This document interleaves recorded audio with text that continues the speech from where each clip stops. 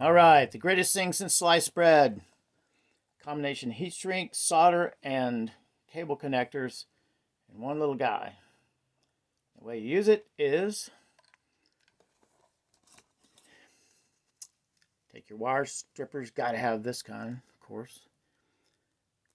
Pop it off, and if you give it a little twist when you bring it off, I didn't get that one, but it'll dress the end, and they won't be frayed. Let me see if I can get it this time.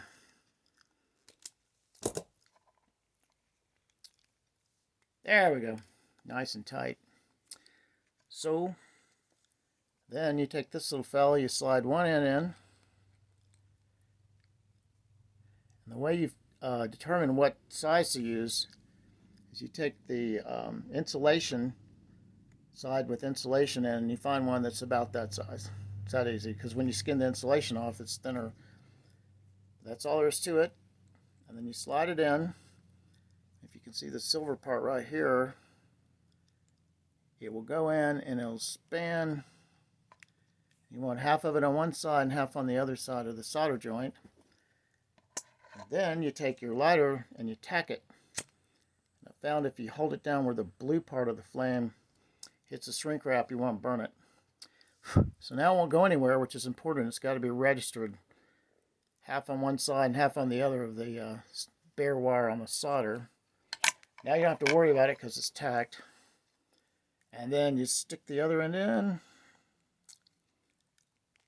and push it in until it does the same thing. And half of the bare wires on one side and on the other half on the other side of the solder joint. And then you tack it for about a second there with the blue part of the lighter.